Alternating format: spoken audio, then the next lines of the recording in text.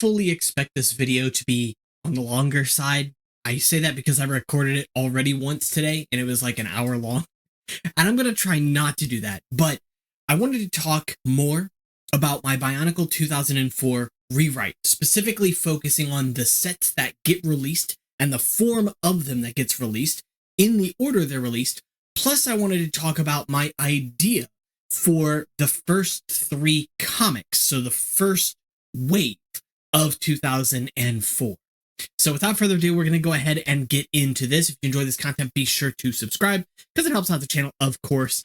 And before we even take a look at the file here on Studio, I wanted to go ahead and showcase these real quick. So these are a couple of pieces of art that I created in paint.net. It's free. And specifically, these are these sort of like comic panels. This is just to give an idea, get an idea across for the sake of this video. I don't know that I have plans nor the technical skill to make a full-on comic, let alone three of them. But I do think that by revising the story, we're going to introduce a lot more twists, a lot more character development, lean into a little bit more of the mystery of this new place we're discovering in Metru Nui, and have some conflict right off the bat because both the Metru Matoran and the Vaki are being released in the first wave. We'll take a look at that in a moment. You can see here on screen that we have Lekon, and he is actually holding a poster that says missing, and it shows some Matoran wearing a Komau.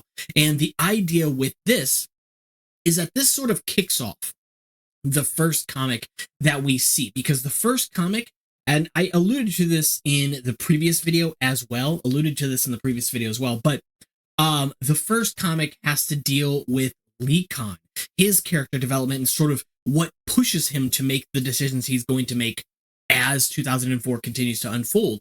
And part of the catalyst for this is these Matoran disappearing. Now, we know it has something to do with the Vaki, with Kreka, with Duma, with Makuta, etc., right? But the Toa don't.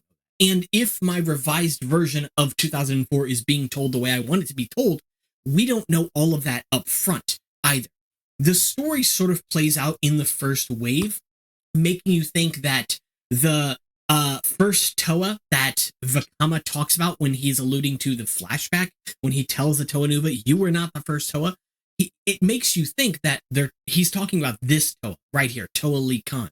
The twist, of course, being that, or at least a twist being that, no, in fact, he's talking about the Toa Metru. He's talking about himself and the other Turaga that the Toa Nuva know, right? But we don't know that at this point in time. So with the story opening up immediately following Vakama saying, hey, Toa Nuva, you weren't the first Toa, and then falling into a story with Lekon showing up, I think that's going to give the audience this expectation of, oh, that looks like an important character. And he is an important character, but because he sort of kicks off this story, what we end up knowing. So, in this little image here, the reason that he is drawn to the events that take place ultimately is because these Vaki, or rather, these Matoran are disappearing at the hands of the. And so this first comic, the way that it actually plays out is as a sort of pseudo like detective story, right? We've got Lekon and he's exploring the city trying to find, like what is causing these Matoran to disappear. The idea, of course, being that to start off with, Lekon is one of the Toa of Metru Nui, but he's not the only one. We also have Nadiki as well. And the role that they play in the story to begin with is that they defend this MacGuffin, this item that's sort of central to the 2004 story, which I call the Sigil of Mata Nui. It is a great disc, or it is a disc item in the story. Obviously, as a toy, it's a disc as well. But in the story, it could, be portrayed as some other thing. But ultimately, what this item is essentially the sort of anchor, if you will, to Mata Nui and the world, where these guys are, right? Not just Metru Nui, but like, I guess you would say Aqua Magnum as more of a whole, so to speak, or Spherus Magnum more as a whole, right? And so the idea is that this anchor sort of keeps Mata Nui alive, if you will. And of course, it's Makuta's desire to destroy this, because Mata Nui is what he sees as the major threat that could potentially stand a chance in stopping him and stopping his plans, right? And so he wants to destroy the sigil, but he does not currently have the power. The way that Makuta comes into play in this story is that eons ago, decades ago, years ago, whatever timeline ago, Turaga Duma found this object. It's not terribly important as to where yet, and really I haven't put a lot of thought into it, but this object ultimately ends up being this fragment, this piece of the Kanohi Krakan. And obviously he doesn't know that, but this thing, this item that he finds, he's drawn to it. You can almost think of it as like the One Ring from Lord of the Rings, right? It corrupts him, but he's drawn to it, right?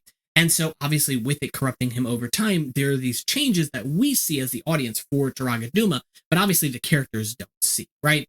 And so these characters come to understand, okay, the Vaki have something to do with, Likhan specifically investigates this, finds out, okay, the Vaki have something to do with the Matoran disappearing. And he goes back to the sigil where he left Nadiki to keep guard of the sigil itself, while he was exploring this, while he was investigating what was going on, right?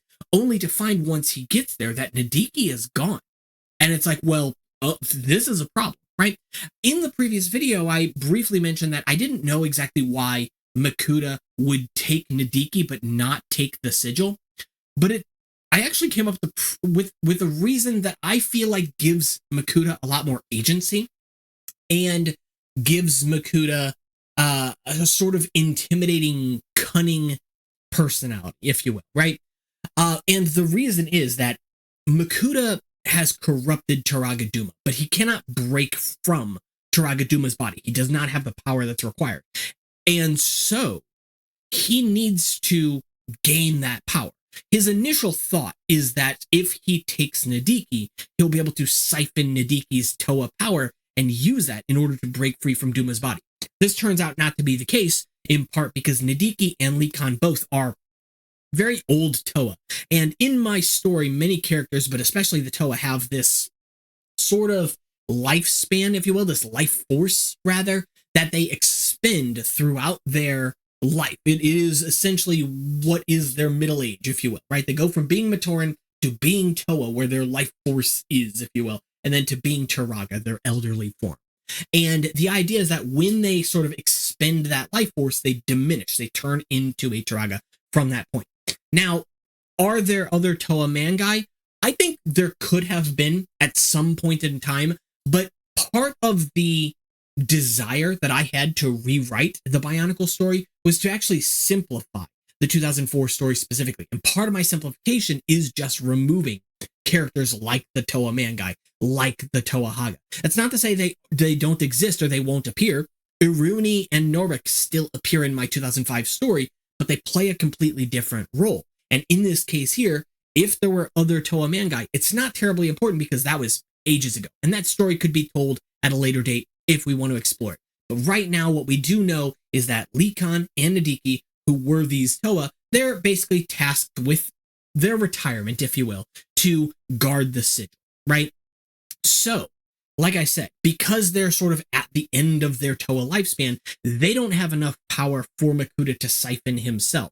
And so Makuta, rather than taking a gamble and going for Likhan and trying to siphon his power too, because he doesn't know if it's going to be anywhere close to allowing him to bust free, and it's really his only hope, right, is to siphon the Toa's power. Instead, what he does is he has a contingency plan.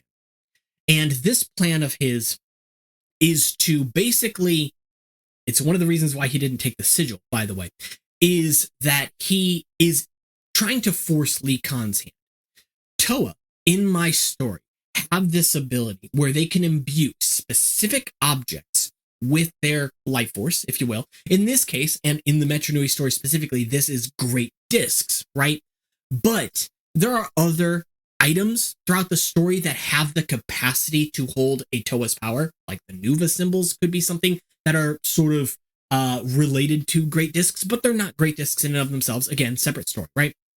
But for all intents and purposes, what Makuta is trying to do is he's trying to force Likhan to create a new team of Toa. Likhan knows that he can't, I mean, he could defend the sigil by himself, but he can't defend the sigil and go after the Vaki, right?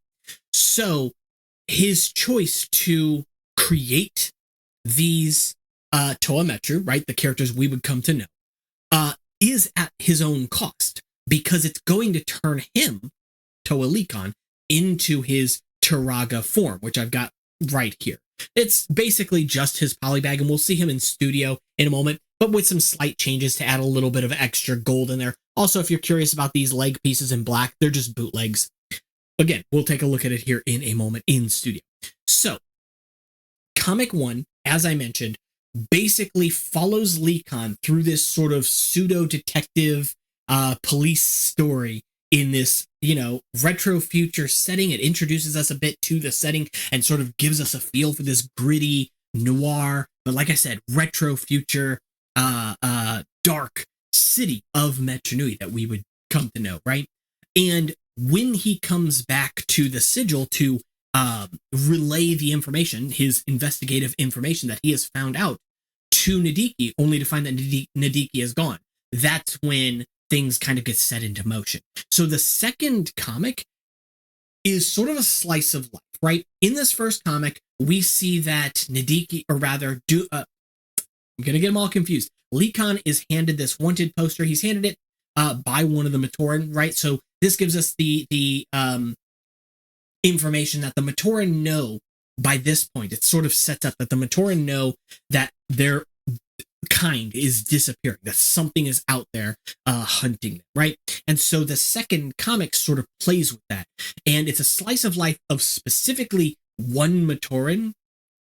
And what it does is it sort of goes about their daily routine in the first few panels of this comic, right? But then the idea being that, they're darting between their work and their home, wherever those two things may be, and trying to sort of play this character's thoughts, right? Like, do I, leave work with a large group so we have, strength in numbers, or do I, leave work and try to just dart home as fast as possible and go through back alleys or whatever shortcuts I can get my hands on so that I can make it without getting ambushed or getting captured, right? And in one of these occasions, when we're following along this specific Matoran, who's the perspective character of this second comic,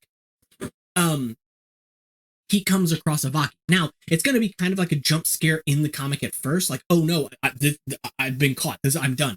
But no, it turns out that the Vaki he finds in one of these back alleys is actually one that has been disabled. It's been discarded. And so this intrepid, intelligent Matoran character decides, hey, I'm going to take this with me, right? It'd probably be somewhere close to his home so he's not dragging around a giant Vaki throughout the city, right? And ultimately, what's going to happen is this second story is him, this mechanist, this engineer character, right? Actually reprogramming this Vaki, and it's going to be this sort of bonding story between the Vaki and between this character with this Matoran character sort of relaying information that they find, bringing Likon back into the story a little bit here so he can tell Likon, hey, these aren't just the things that are responsible for taking the Matoran, but they're also robots, because Likon doesn't find that information. So it kind of gives us a little bit of agency between these characters too, because it means that Likon is still actively trying to find out more information while he is also trying to protect the sigil. And so he's got these Matoran like basically saying, hey, don't put yourself in danger, but whatever information you do find, bring that to me. And, we'll go from there, right? So we follow this bond between this Matoran character and this now good Vaki character, this Vaki that has been turned from villain, from lifeless robot to almost like a bodyguard for this Matoran. But the end of this comic is another ambush, except in this scenario, it's not the Matoran being ambushed by another Vaki. It's the Matoran being ambushed by Kreka with the Vaki with him. And so the Vaki sort of, shoos him away, tells the Matoran, hey, go, I got this, protect yourself, whatever, right? And that's a sad moment, of course, because you don't want to leave this character you've been bonding with for this whole time. But what's going to end up happening, obviously, is that the character runs kind of around a corner, but close enough to kind of see what happens, and just sees that Kreka, this character, who doesn't appear in the first comic outside of maybe whispers, right? Characters briefly talking about him, or maybe silhouettes and shadows. So you never really see Kreka in the first story, but you're getting the hint that there's something more than just the Vaki. But the Vaki are potentially appearing, at least to some degree, in that first comic. By the second comic, though, it really shows you that Kreka absolutely annihilates the Vaki. Like it's not even a fight, you know. And obviously it's really sad for us because we're seeing this character we have now bonded with, whether you want to see them as, well, they're robots, so they're lifeless, whatever. It's like, yeah, but it's still the robot you connected with, you know? So I think that's a strong ending for this story, but it gets better because the Matoran we've been following along this whole time, it's never really revealed to us who this character is, except at the end of the story, he is met with Likhan once again, being consoled by Likhan as he is mourning, grieving this loss, and, you know, vowing revenge on Kreka and stuff. And the one of the final panels of this comic is him being handed a disc with the Great Mahiki on it, because the Matoran we've been following this whole time is Matau.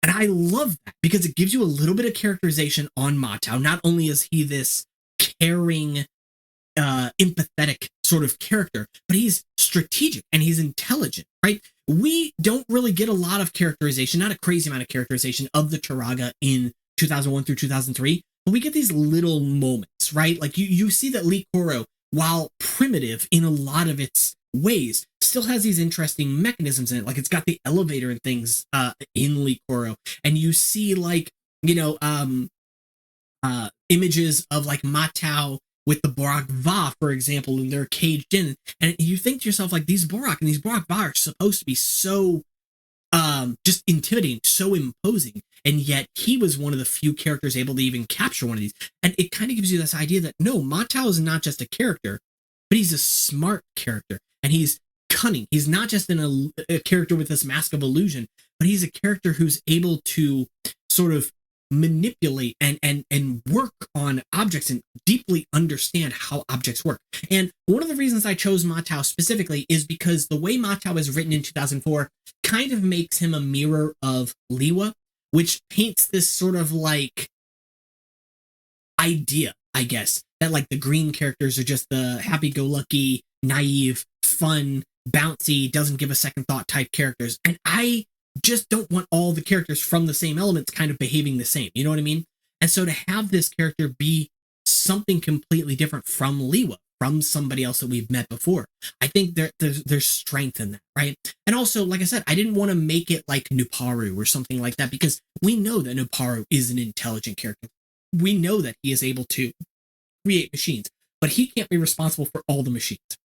So having a character like this, and remember too that Matau works in this factory, in this workplace, so it suggests even somewhere in Likoro with the chutes and things like that running around as well, that they have that's this advanced sort of technology and this advanced form of locomotion, you know, that they're able to do all these things. That it's not just Matau, but in general, people from this area are generally fairly intelligent because their life is just surrounded by all of these machines and all of these different technologies. And so I really like this idea. But I've only been through the first and second comic at this point. As I mentioned, Matau is handed a disc at the end of the second story. But notably, when he is handed that disc by Likhan, we don't see Likhan yet. And it's also sort of insinuated that Likhan has already given away at least one disc, right? It shows a little bit of agency on Likhan's part because it makes him feel as though he's not selecting characters at random. You know, he's not selecting Matoran because he was tricked into picking these other Matoran, but the other guy that tricked him was tricked too. Like, that's really convoluted and silly. And it's just like, what's the point? If he was going to pick the correct characters anyway, what's the point of this, right? It makes Makuta feel like he's dumb. Instead, no, Likhan is choosing the Matoran because he's choosing them for what he recognizes in them. This empathy in Matau and this ability to think on his feet, right? This ability to not immediately cower and run from the Vaki when he feels he is ambushed, but to play that situation analytical, right? And Likhan perceives it. Yeah, he's not there to witness all this stuff, but he perceives this. And so he hands that disc to Matau. This third comic is going to start off once again with Likhan having handed off a third disc to another Matoran character. Right now, we're not currently introduced to this Matoran either, other than seeing them But by this point, we know it's going to be one of the other Turaga. Of course, as I mentioned, it's hinted at in the previous comic, he had already given away a disc before. So that's 3 discs accounted for, right? This third comic is going to be a couple more slices of life, but much shorter than the Matau one, because we've had that story now, right? We've had this big story arc with this character fixing and then losing this Vaki who, wants to defend him, right? And so the other 3 Matoran that we're meeting in this third comic, we're meeting them during these acts that kind of prove themselves to Lee, right? So we see more discs being handed out in this third comic, right? 4 discs get handed out, but we specifically focus on 3 of them because, like I said, it's insinuated in the second story that one of the discs was given away before Matau's. Matau's given his disc. The third comic opens with a disc being given out, so we don't see what that character did. We can get an allusion to it. There can be some dialogue, right? But we'll notice by this point, right? The last time that we have seen Leekon is in the middle of the second comic. Otherwise, we've only seen him handing the disc to other characters. So we've only really seen him from the arm down. The reason that this is important is because as we go through this third comic and there are these little break points where these Matoran are being handed these discs, at the beginning, at the middle, at the end, so to speak. By the end, once Leekon has given away that last disc, it goes into a very short monologue by Leekon to close up this comic. And remember, we haven't seen him this entire time. But when he's giving this monologue, like the last panel or one of the last panels is going to be him looking down at a reflecting pool, and it's going to be Turaga Leekon, because him giving the discs away was him imbuing power into those discs so that those discs could then be used by these Matoran to turn them into Toa Metru, right? He gives away the 6 discs, which is all he is capable of producing, right?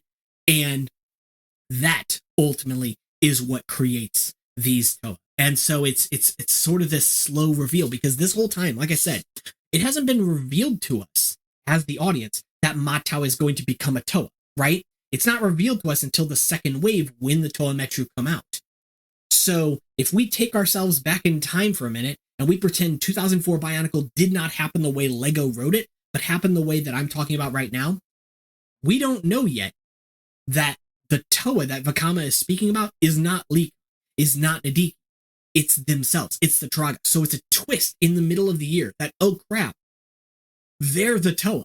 They're the people they've been talking about this whole time. Like, I like that. It's these subtle twists. And you'll see that we're getting twists at like each of these moments as well, right? The first comic ending with one of our Toa just being kidnapped. One of the people who we think is going to be central to the story because he's a Toa, right? All of a sudden he's gone. Like, that's crazy. With the second story having this reveal that Kreka is the formidable thing, almost painting it as though and creating this sort of like shift in focus, right? Because we know, like I said, because we live in 2025, we have hindsight. We know that Duma is the main villain of 2004. You'll notice that Duma does not show up in the first half of the year. He might be mentioned, but he's mentioned as the Turaga. He's mentioned as the leader of Metru Nui. So this whole time, we are sitting here thinking that Kreka is the big bad guy and his minions are the Vaki, right? So it's a reveal later when we find out that Kreka is also a robot. And it's like, oh my God, like what is going on? There's so much more going on here, right? Because Leekon in the first comic thinks, okay, the Vaki are the problem. The second comic, the second comic teaches us that the Vaki are not the problem because they're robots, meaning they have to be controlled by something else. And then we see Kreka and we get the answer, oh, that's the something else. But no, turns out it's not. It's literally just pulling the rug out from under your feet. I love these little things, man. And you'll note that each comic we're getting, I don't know why I did that. I meant to actually do something else. But each of these comics, we're getting little bites and little pieces and little scraps of the story that all tie together.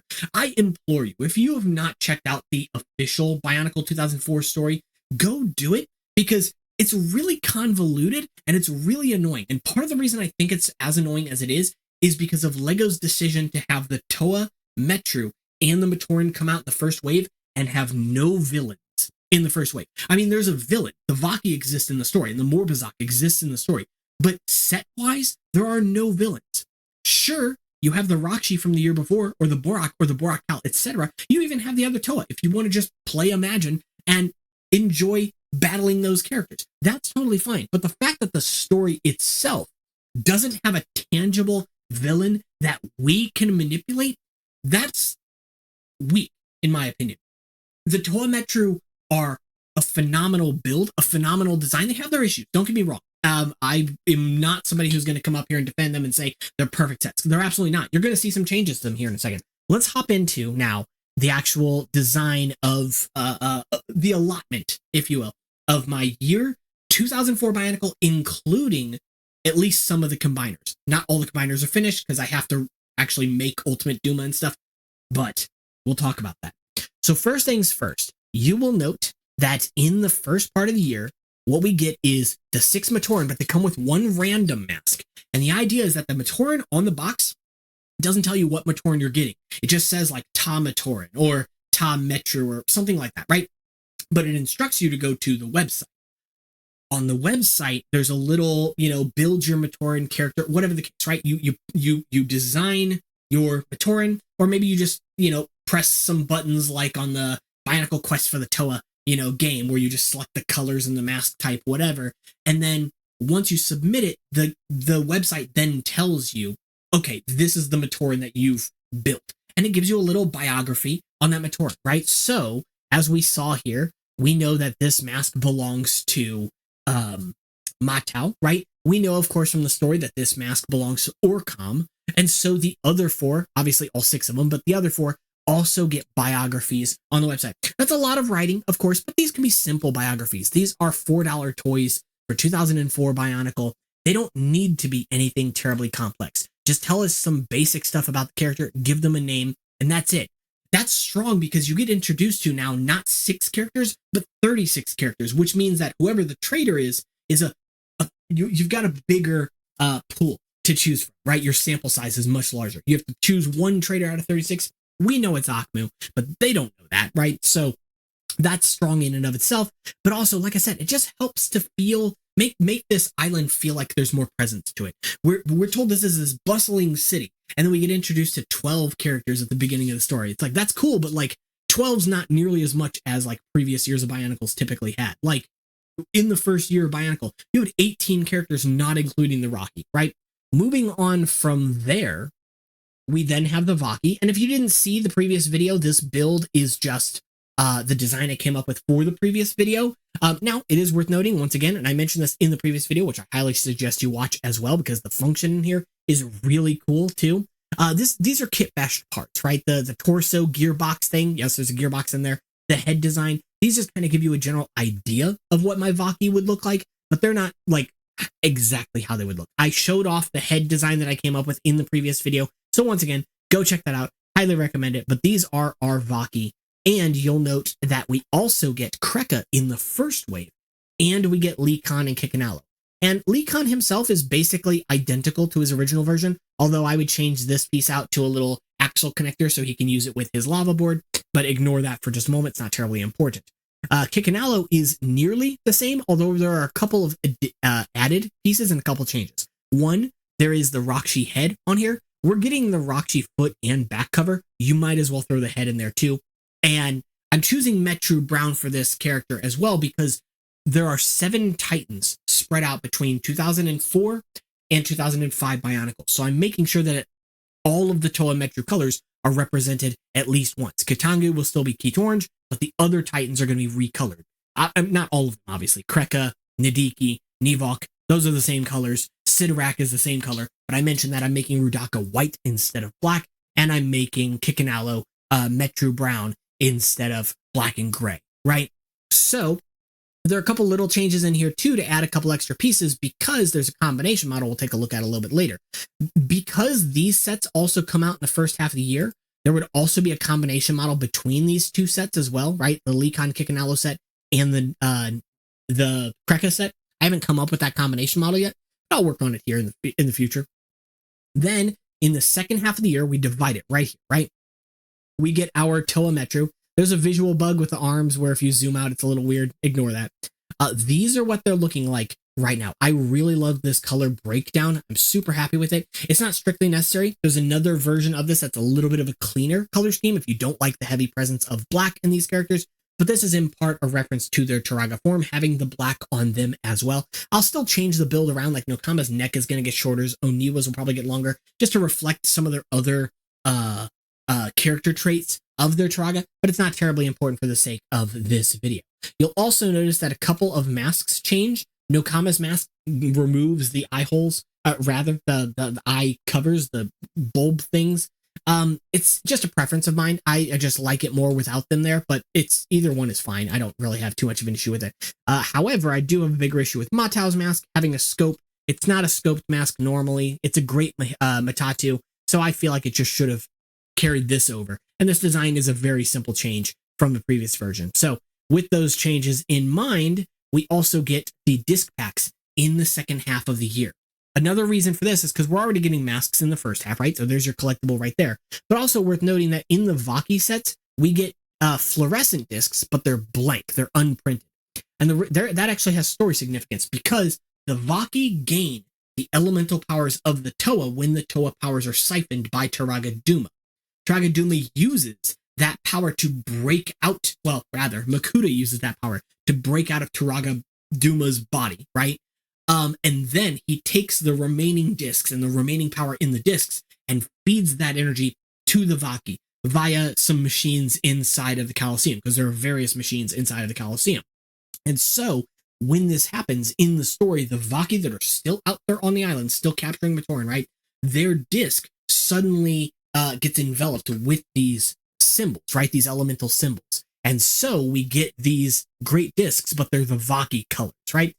So disc packs.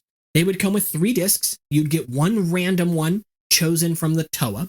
You'd get one random one chosen from the Vaki, and you get one random great disc. Now, the great discs, they do come with the Metru Matoran still, and a full set of great discs come with Kreka as well. So these are basically just filler. You know, you're going to get a disc launcher, so you might as well have a disc that's not as rare as the other 2, how many ever, right? 12, whatever.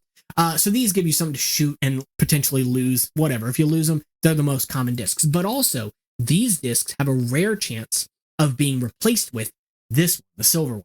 This is the Sigil of Mata Nui. I think the chance is roughly 1 in 7, right? So it's still an equal chance of getting any of these 6 or this silver one. So it's rare, but it's as rare as any of the others in the disc packs specifically.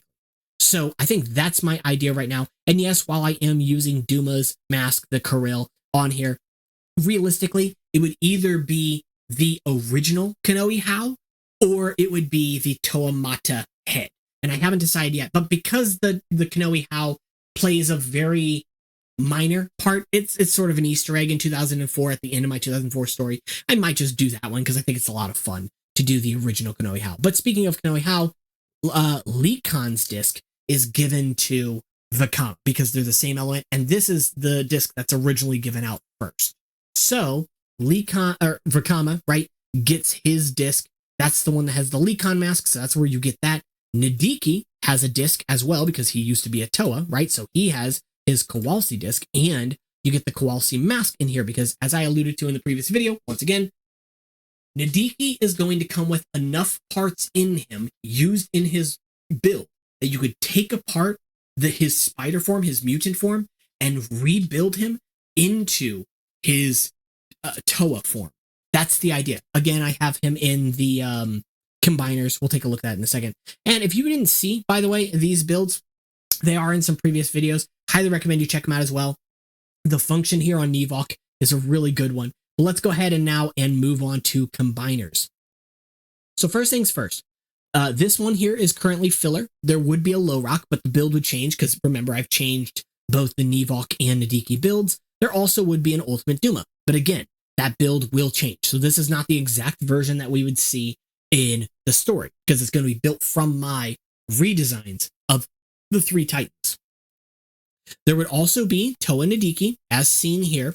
Now, I haven't decided what weapon he's going to hold. Obviously, in the story, he gets a scythe-like weapon, but that can change. It is worth noting that LEGO decides this stuff, right? If I'm rewriting it, I get to decide. So is he going to carry the same lava board weapons that Lee Khan carries? Is he going to carry something else? I don't know yet. Haven't decided. But I do think it'd be interesting if whatever weapon he carries also shows up on his Nadiki bigger form, right? Now, we also get the combiner of Lee Khan in his Turaga form. And this build would be possible if you own the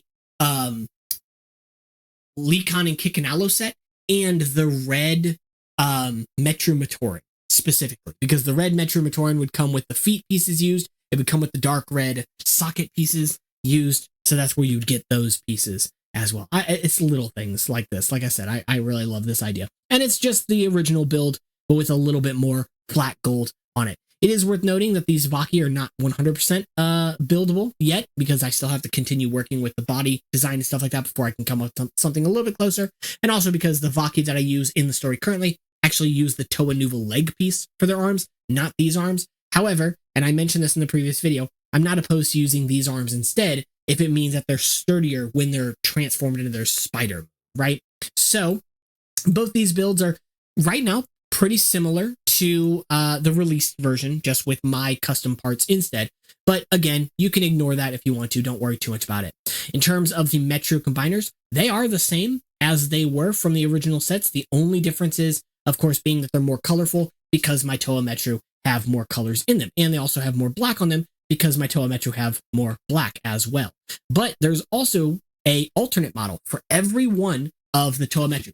I actually designed these alternate models in real life as a bit of a challenge. And this was like a year and a half ago, but it really started with the Toot Runner first and then the Fountain Frog. So if you wanted to build this one here, the Furnace Ape, you only need the Kama Metru, and that's it. You need no other sets. It's pretty cool. And there are 6 total Rahi here, including the Furnace Ape, the Cavern Mole, the Field Bird, the Toot Runner, the White Whale, and the Fountain Frog, right? So little things like that. Again, remember that these pieces kind of bug out, so they look a little weird when I'm zoomed out. Moving on over here, we have the Kinloka and the Kavinka. Too many K names for all the combination models. Is terrible. Those basically don't change at all. Maybe some minor things. We do also have the Swamp Strider. Now, I have not yet decided if this is something that I would have, quote, released in my story. It would show up in the story because I'm not doing the airships for the Toa Metru to escape the island. I'm doing this. I'm doing the Sea Striders that literally skate across the ocean, right? I really like that idea. It's right after the Great Cataclysm, so the quakes and everything that break down the archives that release the Rahi onto the surface, right? And this is one of those Rahi. So the Toa Metru are going to take these Rahi, right? And they're going to use them to actually get across the water. So several of these Rahi will make it across to Motunui. I don't know where they go from there. Obviously, they don't show up on Motunui, so I have no idea. Maybe their lifespan is short. I really don't know. And then in terms of the other Toa Metru, these are just without all the black parts. So I'm removing the black hips, the black torso, armor cover, whatever. And it's worth noting too, this version of Kikanalo, just with a custom head build. I don't like it as much as the original Kikanalo head, but mostly just because that head design is just too goddamn strong. It's so good. I can't bring it upon myself to remove it. So the version that I have in Kikanalo is using the Chronicler's staff, but in Metru Brown, because why not, And then I might include the silver version of the Chronicler's staff in another set so that Turaga Lee Khan can use it if I decide he's having a weapon. There was something else I wanted to mention too, but I am probably... Oh, right. So I mentioned in the previous video too with the Vaki, because I changed the leg colors around. I swapped them, right? They all have dark gray legs, but then they have Metru colored feet pieces. And the reason for this is because the Vaki legs show up in so many sets after 2004 that we have plenty of opportunities to get them in the Metru colors. And in the previous video, I talk about how you're going to get the blue ones in Kreka, right? So you're already getting them in one set. You're going to get the white and the Metru Brown and the Metru Black ones in the Vizrak, because those still exist in my story. So that leaves you with only 3 left that you need. And we can get those from the Toa Inika, right? We could have Jaller and Matoro and Kangu, which also exist in my story, have those as their limbs, right? Have the Vaki arms as their limbs. That covers all 6 colors of the Toa Metru. Obviously, Axon also uses them in dark red, so Jaller doesn't have to have them, but you get the general idea there. And of course, there's plenty of other places I could introduce them to. What about like Toa Norik, for example, right? Well, Toa Norik doesn't have them in Metro Red because my Toa Norik isn't Metro Red. He's Mata Red. Fun fact, this is built, well, okay, not these shoulder pieces, but this is buildable in real life. Every single piece that appears in Toa Norik in 2005, Lego also made in Mata Red, including the torso cover, the gearbox cover. That's a thing you can do. Now, these pieces on here, like I said, these are not correct because these are actually bootlegs as well in flat silver. If you wanted to build him one for one as a recreation of his original design, but with the Metro Red or with the Mata Red, though, you totally can, and just use the Toa Nuva shoulder pads. Of course, if you like the Metro ones more, which I do for these characters specifically, I'm sorry. But yeah, so outside of all of that, this video is significantly shorter than the previous one. I am very happy with everything so far. We really only went over, though we showed all of the sets that would come out in 2004, not all of the combination models. There are still some that I need to do and need to finish or need to redesign, but all of the mainline canister sets have been shown to you in this video here. So you'll see that while the Titans change, while the Toa Metro colors change slightly, while the Vaki change slightly, the overall design of 2004 isn't actually a crazy amount different from what we got. And that's because I don't think 2004 is far off. I think the toys that come out in 2004 are good toys. Not perfect by any means. I think that the Vaki, because they come out after the Toa Metro, and I talk about this in previous videos as well, feel like a step backwards because the Toa Metro are just so strong in their design, right? They are still fundamentally just Toa builds again, right? They still have a gearbox, but because the arms are oriented at this sort of compound angle, it makes them feel more complicated than they actually are. And it sort of goes a long way to creating the illusion that they are complicated builds. And they are, like, they're more advanced than your Toa Mata, but in a way that feels appropriate for these characters. By the way, the Nokama that I showed in this video, except for the mask, of course, is buildable. I think the Winua, of course, is buildable. He basically doesn't change except for his standard sockets in his set, like his hands, his feet, his neck. Those change to being black instead of dark bluish gray. So he becomes a darker color scheme, but that's not a bad thing, I don't think. Outside of all of that, the fundamentals here don't change much because I think that with just a few revisions, we can fix, if you will, 2004's faults. And there aren't many of them. You may disagree with everything that I've said in this video, and rightfully so, by the way. I love the fact that there are people out there who enjoy the Vaki. I know that there are people out there who think I'm criticizing the Vaki because, you know, they're easy targets or something like that. But no, I am doing it out of love. I have made videos defending the Vaki before, talking about the Vaki in my Vaki bad video, which, yes, is a little bit of clickbait in that title, but it is also a simplification of my overall thoughts on the Vaki. Even in that video, I still talk about how I consider them good toys.